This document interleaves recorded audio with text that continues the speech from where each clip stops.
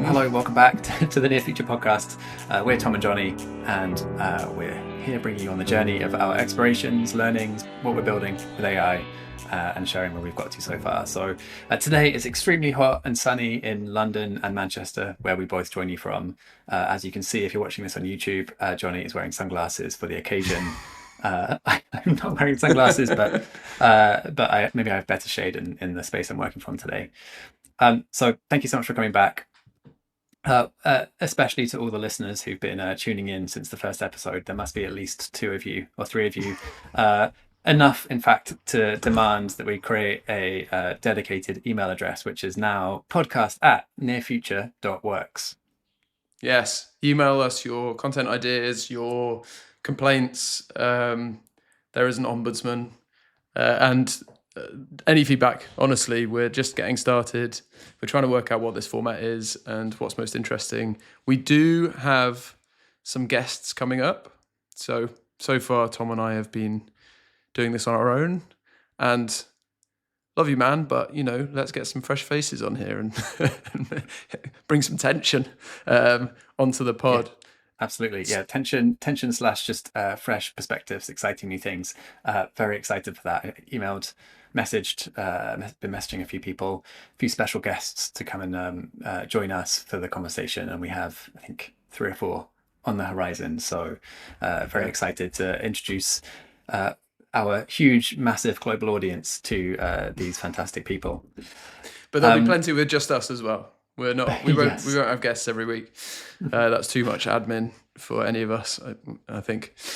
Absolutely. I will segue us into this next section, which is going to be about your trip. You went on a trip late last week, Jonny. You just got back, and you were telling me about something cool that happened with a vibe-coded app. So Yes. I'd love for you to tell us.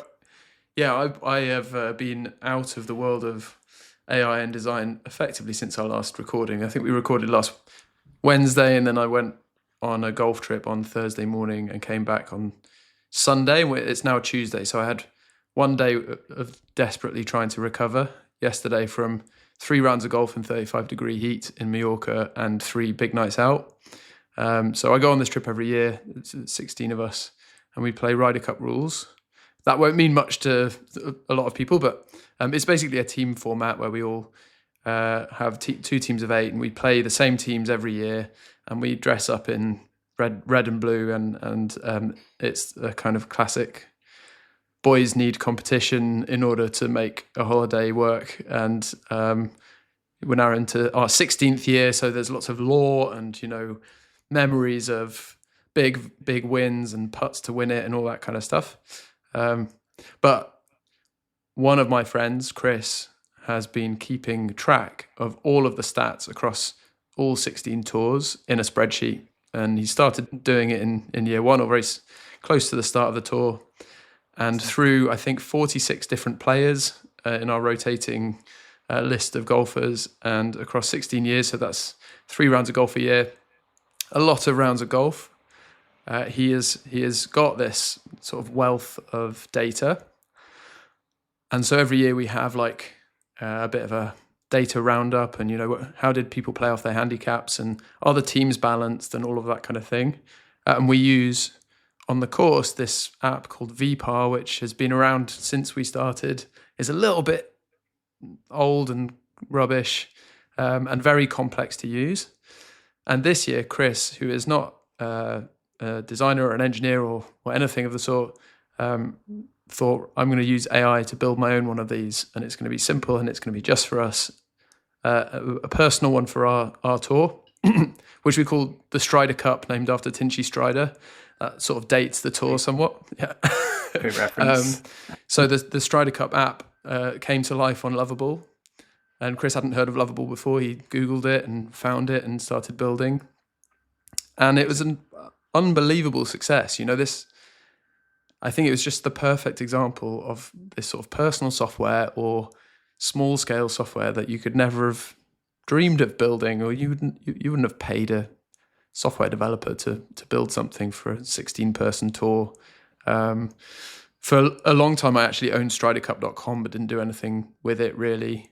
So finally, this app is appeared, and it allowed us to track each other's score live on the course. It provided us with stats, and even he built betting odds into the app so that we could sort of live bet on each other. And everyone was so excited about it that then I sort of took Chris to one side. I couldn't help myself. I took Chris to one side, and I was like, this could be a thing, if you want to. He works in golf at the moment. He works for DP World Tour. And I was like, I sort of feel like if you built this a little bit more, then there'd be an opportunity for other groups like us to use it and maybe pay you for it. But I found it very inspiring. It's a genuinely good bit of software that he built by asking natural language questions. Rather than we need a database, he would ask something like, we need it so that people can see each other's scores live and update each other's scores, or update their own scores so other people could see it. And then Lovable would know what he meant by that and build something appropriate. So I loved seeing that, because I think it was about 18 months ago, 18 months ago, that we started playing with Lovable. And it really was the first tool of its kind, I think, that broke out. Maybe that and Replit really broke out as like, now normal people can actually build software that is meaningful to themselves and to others. And is the perfect use case. People have built big businesses on Lovable, but I think the perfect use case is this like small thing that you can have super high context over what you need from it, and you just build it for yourself, and then all your mates use it, and you can put your in-jokes in it. Like the app was sponsored by Bodeians for historical reasons, and had like a Rolex clock in it and stuff like that. So there's, you can put gags in your software that only are meaningful to 16 people and justify it entirely. So yeah, it's a good reminder, because I haven't really opened Lovable for a year probably, that these bits of software are really so easy for people to just get started. It's made me think I should dig back in. I think I've still got a ton of credit to use, so maybe I should dig back into Lovable.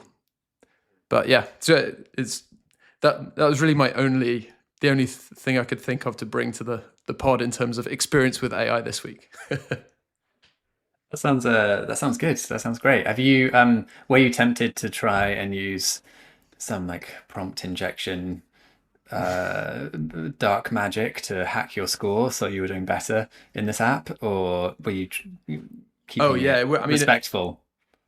I think one of the most interesting, that's a really good question, because I think trust was implicit in this. There's no auth, anyone can go on this app, which is why I won't link to it in the show notes, and change each other's scores, but you don't, because you're all friends. So there were various technical things that Chris didn't have to worry about, like tracking events and working out who did what, like who changed the score. Was it actually the person that was playing the match, or was it someone else who was messing around with the format?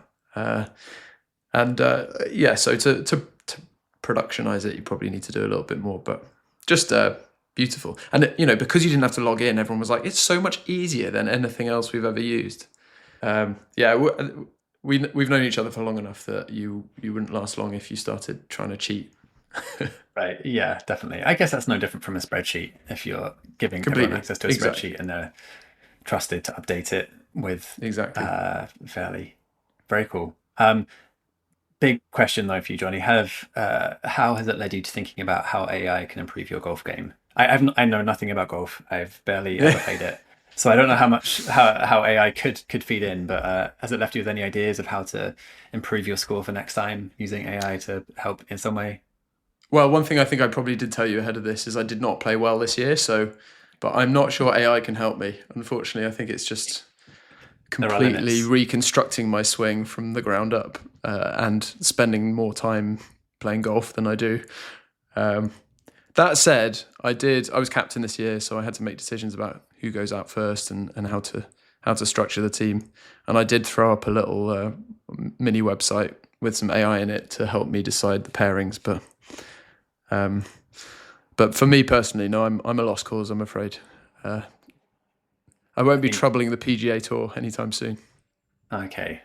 That's well, good to know there's some limits to where AI can help and where it can't.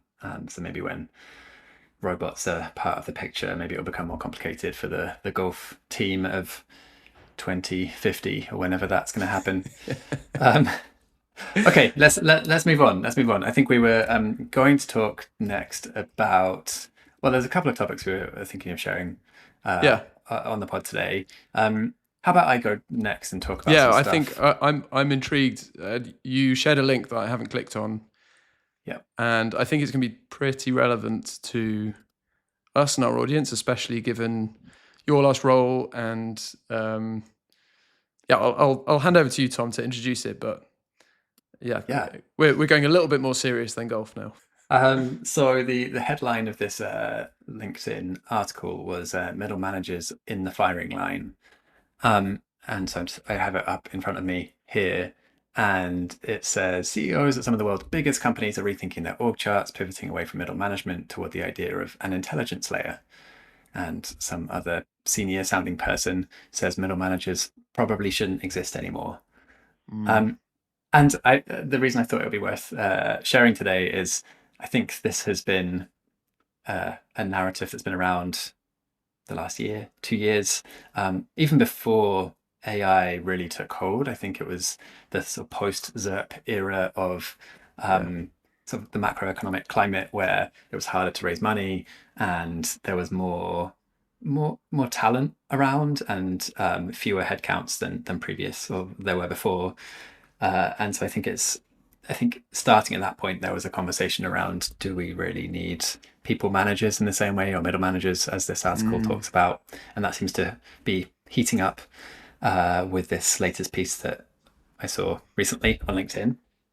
But I wanted to bring it up because I think there's a few things here that I've been definitely thinking about a lot recently. And you mentioned my last role, Jonny, and for any new listener who has zero context of who I am, my previous role, full-time role before this, was as director of product design at Monzo. I was there for 5 years, and a big part of my role was hiring product designers and managing product designers and managing the managers of product designers. So definitely got to see firsthand how this shift was at least starting to take shape there. And I think it's this it's definitely a moment to. Well, there's a lot of thoughts that this has led me to, and Jonny, feel free to ask me follow-up questions in this area. I have some. but a couple of things just to anchor the conversation that I'm thinking about. The first is this shift toward the intelligence layer and what that means. Jack Dorsey and his Cash App and various other companies he's connected to have made some quite radical changes in their organizational structures and moving much more toward a player coach model for managers who are sort of mixing IC work with management contributions. That's one example of this. There are various other flavors of trying to centralize or automate some of the information coordination and gathering across teams and positioning managers in the traditional sense to focus more on sort of strategic impact or getting closer to the individual contributor work itself. I think, so depending on who is listening to this, I think there is the sort of version of this that there is sort of the element of truth to if you are in a middle manager role right now. I think that's a difficult place to be. Difficult in the sense that you have pressure coming on you, like most roles that are somewhat connected to AI right now. This is true of individual contributors. It's true of everyone in working in these companies. But I think people managers are, in my experience, absorb a lot of the emotional labor of how the anxiety and fear that surrounds teams. And I think a lot of that falls on people leaders and managers to set clarity and direction in a time where there's a lot of uncertainty, and that's a really difficult place to be. I think combined with that, you're going from managing 6 people to now managing 12 people or 18 people or even more, which I think the traditional systems and structures just aren't really set up to scale very easily to that. It really requires redesigning from the ground up. What does that even look like in this new era to be able to operate effectively? But I think most fundamentally it is what is the outcome? What are the outcomes that you're prioritizing as a manager to really justify or validate the areas that you're focusing on. And I think that is something that a lot of companies are still figuring out to an extent, but the old rule book of primarily being about hiring and growing teams, developing, getting more from individuals and teams and helping coordinate them, I think is getting thinner and thinner as the sole priority. I think it's really about how do you scale your impact and drive that through others.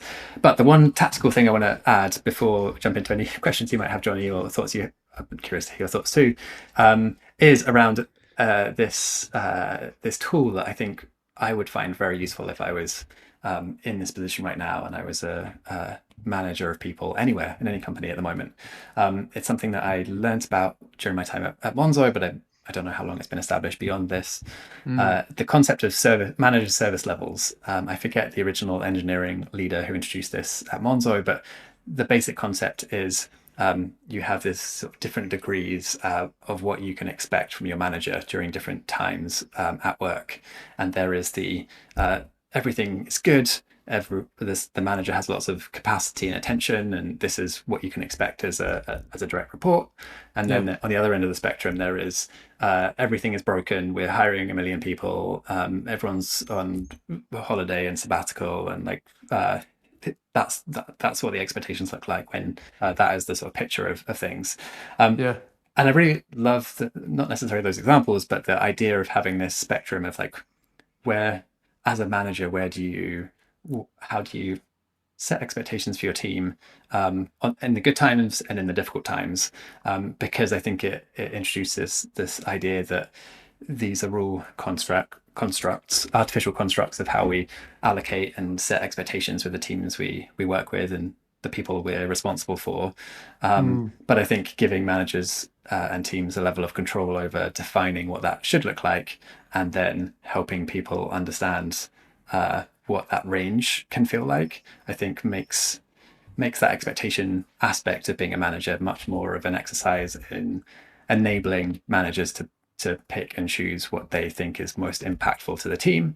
And hopefully that involves actually speaking to the team too and really understanding what their needs are and how they can be helped.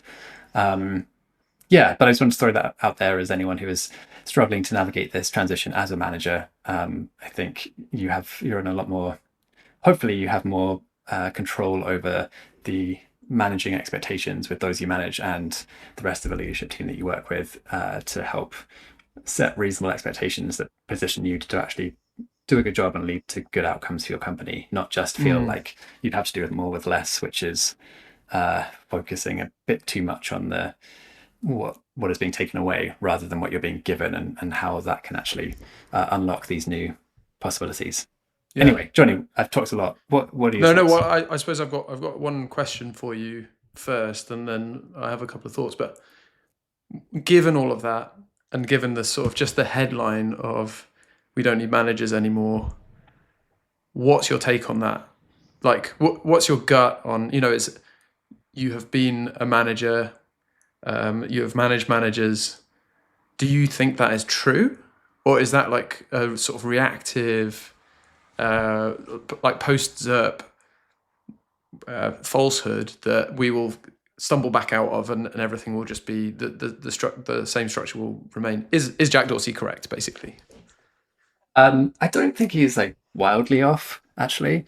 I think of this less in titles and more in what are the outcomes that are necessary for a team of people in a company. And I think teams need direction. They need clarity. They need psychological safety. They need alignment around what a company is trying to achieve. I think all these things traditionally fell on a manager to help shape and guide. I don't necessarily think that as a standalone role is the most important thing to preserve in the future we're moving toward. But I think making sure that there are those elements in some kind of leadership capacity in a team is important. I suspect what we'll see happening is teams will continue to have a head of design or a sort of leadership function because I think that person is most or best positioned to focus on the direction and the way that design's impact can ladder up to company-wide outcomes. But beyond that individual person, I think it might vary based on how a company is uniquely operating itself and how it coordinates across different functions, and whether that takes a slightly more design operations role or people management roles, or even a more sort of chief of staff shaped support for that head of function. I think sort of varies. I could definitely see a world as well where there's more the player coach concept, which on paper sounds like, oh, you can be a manager and an IC, get your cake and eat it. Or I think companies look at that and think, well, I can just get a single person to do the job of two people. Great.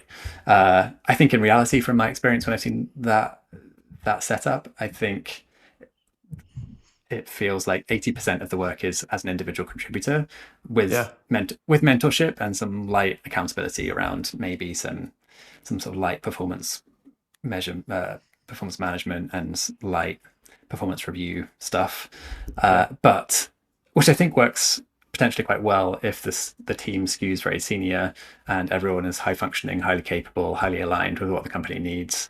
That is not true of every single company.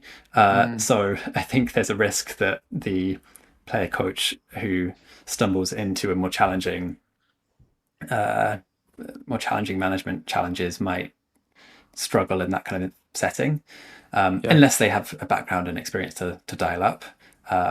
But yeah, an interesting quirk of the sort of player coach era. I suppose I think I haven't read this article, but I read a month or two ago, a bit of Jack Dorsey's wrote a very long piece about management generally. And I sort of don't buy it. First of all, I think that the market doesn't owe anyone anything. So if anyone is a manager right now and really likes aspects of it that may become less important over time, which I think is true, then that's going to be tough. But I think I sort of don't buy. I think manager to report ratios is a function of how many people you have on your team primarily. Like if you think about the pastoral role of a manager, and if you think about the taste bar setter role, and if you think about managing up and across, all of that kind of thing, actually a lot of those ratios are set by the world around the person rather than anything else. And I do think, like a tastemaker, maybe a design team of 100 could just have one tastemaker who sits in these great big crits, and and actually having one person deciding what good looks like is more efficient as long as they can get around all the work. So that separates off from, that becomes more like a super senior IC or something. And then you have managers that are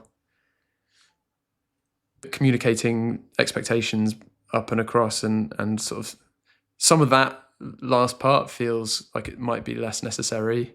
But at the same time, everyone's team is about to go through this mad change where they do need, as you say, more psychological safety and a little bit more support possibly than they did over the last few years, or a different kind of support anyway. So I think that it would take a particular type of culture to make what he describes work, and maybe Block, which is Jack Dorsey's company, is that culture. But I'd be surprised if that's really broadly applicable. But maybe I'm wrong. But from my time as a manager, which admittedly was, or a design manager, which was a while ago, but then a manager of a whole small organisation, admittedly, I don't think we can just like automate away how we communicate with each other and how we transmit information. I do think your whole job being sitting in meetings all day has always been ridiculous, and it's only a function of the ZIRP era that it was ever allowed in the first place. But people removing management layers because of AI, I think I don't buy. And as you say, the post-ZIRP was where the actual change happened, where people went, yeah, you can't just exist here so everyone feels a little bit more supported. You need to show ROI. And I think a lot of this change now is like, well, look at how fast the ICs are moving. Look how many lines of code and how many PRs the engineers are merging. So therefore, everyone else should be as efficient as them, but actually other parts of the business don't move as fast as that, and things that involve humans who are messy and communicating in rooms with people are like not the same thing as writing code. It seems like a really obvious thing to say. So like I think there might be a little bit of a rejection of that concept more broadly, and most companies will keep more managers on, or at least if they're removing them now, they might think, oh, it didn't work very well, and bring some of them back. That said, I think every manager needs to look at where they are adding value today and work out if that's the places they're really focused on are what their organization needs in the future, and try and predict the future a little bit here. Because you don't want to be, what might happen is managers are split into managers that drive real business value, which might be like better products and higher quality design or whatever it is the department they're in, versus those that swan around looking busy. And, if that really is you, swanning around looking busy and making sure your team have, a really fun breakfast every quarter, and then that becomes less value in this world compared to your peers, and then you might sort of be in a little bit more trouble. But I don't know for sure. I don't know, but it's an interesting time. I think that there's like this narrative which is like all managers need to start designing again, and maybe some of them do, but they're the ones, ironically, that are probably sitting most comfortably in a management role right now, where they're not actually involved in the work very much. Do you think they should? Do you think anyone who is in a purely manager role right now should get hands-on and design things or build things? I think, to me, that's where it goes back to the market doesn't care what you enjoy. The market cares about what is valuable, and you may be forced into being one of the best managers or not being a manager anymore by that fact. And so if you're not a manager anymore, you need to work out what you are. And that might be an IC, or it might be something different, like a potter or something. But I think, and that's not about design. That's just, I think that might be what this technology does to whole industries and all knowledge work ultimately. So yeah. I that makes sense. And I think, to sort of build on your point, I think really understanding the mechanics of how the business you're in makes money, and how your function ladders up into that, I think, is going to have a significant bearing on the role that you play in helping your team add value toward that top line. Completely. And I think that will probably look quite different based on the organization. I think given the shape of your team and the role also design plays for your business, or product plays for your business, I think could have quite a big bearing on the importance of, or what is uniquely important about design leadership within that organization, and how much that is about taste versus vision versus direction, which are all overlapping areas, but I think they vary quite a bit based on what a company needs right now. Last thing to mention on this, I saw another post by Tom Mora, who's head of design operations at Finn, from earlier this week, which didn't directly talk about any of this stuff that we're talking about, but there were some themes in what he mentioned that I think do overlap. There was one that was around design being uniquely positioned for the first and last mile, so like setting direction and deciding what to work on, and then being the guardian of overall quality of what ships. And then another one that was around leaning into AI and automation for communication, alignment, and sort of the information layer of how a team operates. And I think those, for me, definitely make sense in a design operations capacity. I think those are also areas that historically have been more in the realm of the people manager role within design. So I think those roles have always had some overlap, but maybe that overlap is increasing and almost abstracting away what the overall design function needs in your company into what are the sort of operational aspects versus what are the taste and direction setting aspects versus what are the sort of business impact aspects might fall out less obviously as, oh, we need 5 people managers, but we need someone who's really good at operations, someone who's really good at taste, someone who's really good at this thing. I think that's sort of a bit disconnected from what those titles will be, but the functions that are required, I think, maybe the thing that needs to die or sort of move on is actually just the title, and because it comes with all this baggage of what is expected.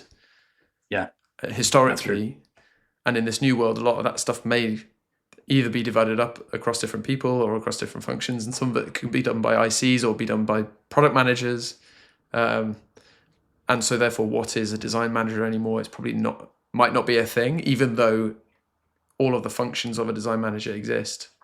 And so therefore, yes, you might need fewer design managers, but all of the same capacity is required of what the design managers used to do.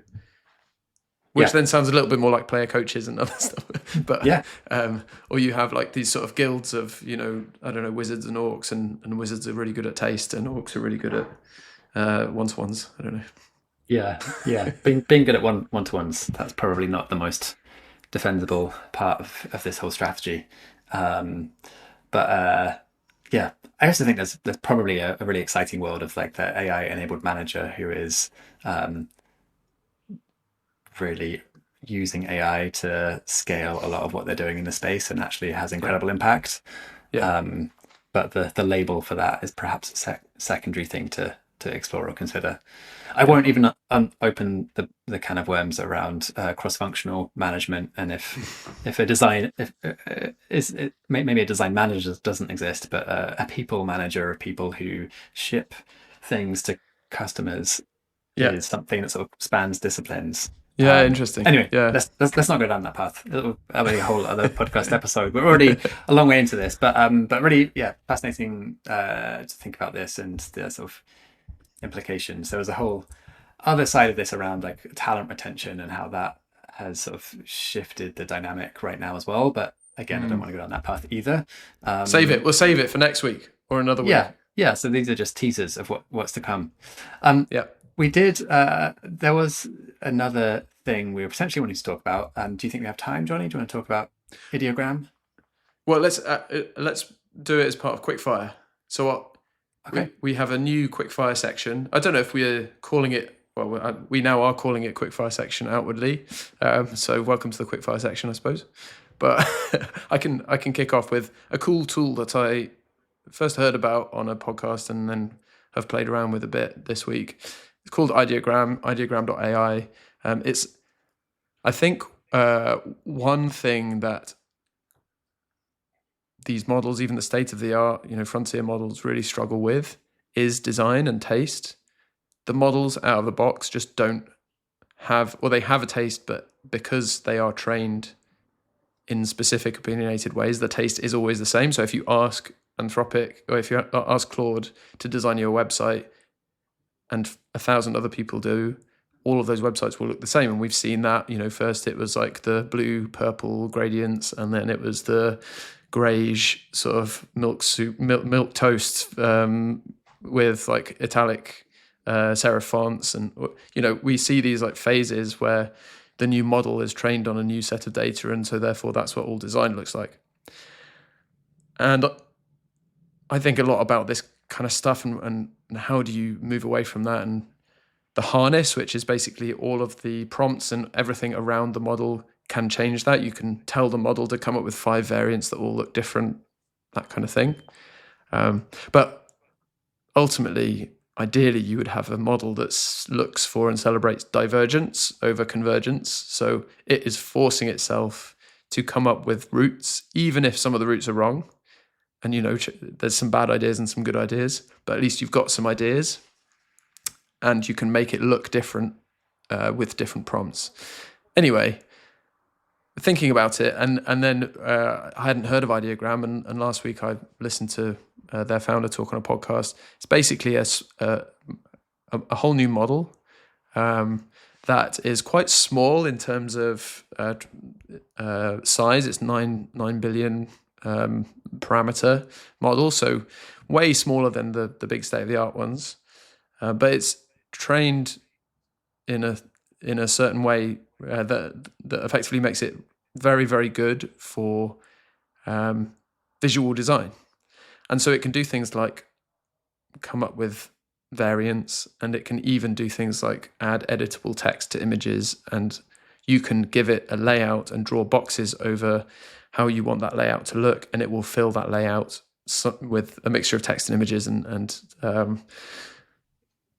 it's not good at anything else. It only takes JSON as an input, so it's very opinionated. But it does this one thing well, I've been playing around with it, and it's pretty good. I'm not excellent at it yet, so I'm not producing incredible things, but I think it points to a future where you start to, rather than have these great big AGI-esque models that are meant to be good at everything, you start to have smaller models that are good at one thing. The most exciting thing about this, because image models, it's tricky, there's a lot of training data in there that is effectively stolen. And one thing that he said on this podcast is you can take this model, which is open weight, and you can train it yourself with your own work, and then it can become your own model. And because it's only 9 billion in size, you can run it on small hardware and run it yourself. And so you can start to have what looks like a little bit more of a personal model as a tool, which I think has been hard to imagine so far. So it's an exciting direction. I've only just started playing around with it. I think the pricing looks fair. And we do actually have an opinionated art direction for our podcast artwork and our artwork for our site generally. So I'm thinking we could set up a little workflow where we can generate consistent artwork with this tool. So I'll basically report back when I've put something together that I think might work. And we could even host it ourselves somewhere, and then it really is just ours. Train it with our own favorite images or our own images. So check it out, ideogram.ai. And I haven't played around with image models for ages, really. Not in any sort of way where I'm evaluating new ones. I think we've played a little bit with Flora and some of these kind of more visual tools, but it's exciting to see innovation in image models. And actually, this is such a good transition into an image model tool or company that has built something completely mad or unexpected, which is Midjourney. So, I spotted that this week and had to double check it wasn't a prank or it wasn't April the 1st. It's so unusual. But Tom, you wrote it down, so you tell us about it. Very interesting. Thank you, first of all, for that. That was a very long quickfire round, but it was really, but it was very interesting. Mid-fire, medium speed. Well, we can work on this. We can shrink our speed for these quickfire things. So the Midjourney pivot, Midjourney, people might know them from their image generation technology capability that's been there for a long time. I feel like they've been one of the image generation AI companies for the last few years now. Will Smith eating spaghetti, I'm sure, wasn't that them back in the day? Oh, probably. Yeah. Maybe. Yeah. That was the great challenge of image generation. Managing to overcome that. Anyway, last week they pivoted to running a health and wellness focused spa company. I don't know if that's a fair description of what they do now, but they have an exciting website which has a very cinematic video of a woman lowering herself into this water type container and scanning lots of vital signs and giving a health report on various things, making a routine health checkup feel more like a spa experience. So big change in direction, but kind of interesting. I've been to Nico Health in London, which I don't know if you're familiar with that, Jonny, but they have I've been to the one in Manchester. Oh, yeah. Perfect. Yeah, they've I feel like it's in the similar kind of space of imagining what is now possible with the level of health data that it's easy to capture now, and creating a whole an experience around making that far easier to get that data and level of insight and commentary from medical professionals in that process. So yeah, really interesting space, but yeah, a wild pivot. The stats around this are mad though. It's like way cheaper, significantly cheaper than an MRI to produce better data.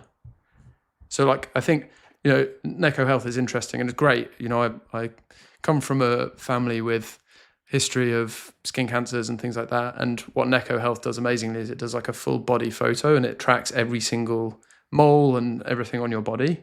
And they do a blood test and other stuff as well. This, I think, from reading, I can't find the bit in the article now, but describes, being able to take internal body scans to war zones and all of these things that you just can't do easily or cheaply anywhere else. So it like dramatically reduces the cost and the complexity of finding out what's going on the inside of us. So it could have really sort of profound impact on medicine. And like I think if you were to hear that bit of news and it was from a medical device company or some enormous postdoc at Cambridge or something like that, you'd be like, yeah, cool, good, advances. And just for it to come from a company that you'd associate with like slightly edgy sort of sci-fi image generation is a real curveball. So it'd be interesting to see how they balance Midjourney medical with Midjourney. The company it reminds me of actually is Aerobi, which is like a frisbee, an AeroPress, invented by the same guy.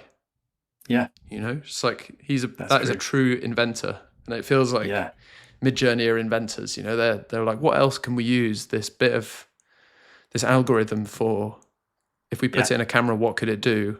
And then they sort of didn't really think of anything as outside their purview, which is just cool. That is true. Yeah, it makes you think about like what these companies are going to end up being. The Anthropic setting up wet labs to get into bio, and Midjourney building medical devices, and these companies that have this IP around intelligence don't have to stop at consumer hardware, which is what the last generation of companies did, and actually can say, what problems should we solve in the world? This is kind of an optimistic, alternative to this like dystopian world run by tech bros who are entirely disinterested in anyone other than themselves, which I think you can see the sort of Thiel and Musk end of things is that. But then there are also people saying, well, I mean, obviously they want to make some money out of it. It will be a valuable company, but it's also just something that is great for the world. So, it'd be interesting to see where some of these companies end up and what other lines of business they have. But so true. It's a good spot. So true. And speaking of lines of business, I think there's one final thing that I wanted to make sure we covered today in this podcast, which is a website called In the Weights, which has been, I think, doing the rounds on social media. I'm going to share my screen actually with In the Weights on it, so you can see what I'm referring to if you're watching this on YouTube. It is a website that helps people understand if their name is specifically used in the training data for each of these AI models. And I thought we could close today's podcast by typing our own names into this website and seeing who comes back as being more in the weights or less in the weights, or not in the weights at all. I don't know. Yeah, we've not done mysterious. We have not done this before, so I'm gonna try this live. I'm not gonna add my credit card information, which is popped up there. That would be a terrible idea. Don't do that, please. Okay, I'm gonna search for you. Is Jonny Birch in the weights? You have a 228 strength, top 25%, British product design and entrepreneur. Oh, British musician and songwriter. OpenAI knows a lot about me. and Anthropic know a little bit less about me. And then who was the other one? If you just scroll up again. Kimmy. Yeah, Kimmy. I've beaten a cyclist and a songwriter. Oh, so this is not you. Kimmy K2. No, the top one is me. Oh, so you are the top And then there's Jonny two Birch. other... I'm the top Jonny Birch of 3 Jonny Birches, which is exciting. Okay. Always wanted to be the best Jonny Birch I can be. Oh, you do a great job. Yeah, Kimmy. I don't know. I don't know much about Kimmy. Okay, well, clearly you're high up in the training data. Okay, so you got 228. Do you think I'm going to get higher or lower? Maybe I won't exist. We'll see. Oh, this is thinking harder. That's probably a sign that I'm not in the weights. I have not actually tried this before, doing this live, so we will see. Oh, it's really thinking. We can cut out some of the silence. Yeah, or just we can speed up this weight. Well, clearly I'm the first person to enter this into this. Yeah. Tool. Still thinking. So I'm not. This is not me. This is California not me. Republican. Yeah. Australian politician. Tom Harmon, I feel like, is a bit more of a common name, though. Yeah, maybe. British former football defender. He's top 7%. Which one? Oh yeah. Yeah, this is actually I think he might own the original domain name tomharmon.com. So been my nemesis for many years with that domain name. How do we top it, Tom? This podcast needs to go really well. But yeah, not Australian politician, not a British former football defender, not a British social work professor, not an Australian rules football player, not a 16th century English writer. So I'm basically not in there, I think, is the answer to this. Show 4 possible hallucinations. Nope, definitely not a Conservative MEP. Don't think I'm that either. A British journalist, Australian rugby league player, or an English cricketer. So, no, I am not in the weights is the answer to this question. Wow. I'm so sorry, Tom. I think in the weights is a proxy for being famous, and by that measure, Jonny, you are definitely more famous than I am. But I think we've also learned that there are a lot of people with my name who are more famous than I am. You got a tough competition. So maybe my name is more famous, but maybe we could make you infamous. We shall see about that. Yeah.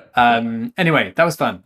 In the weights, try it out. See if your name is in the data set, or probably just don't give them that information. Maybe we don't need to put our names into the internet anymore. Before we wrap up, though, one last thing I want to mention, and maybe this is a teaser for a future podcast, is that we have been cooking up an exciting design workshop, which will be open to independent people who want to sign up and join us for a live online half-day workshop focused on building your own design tools.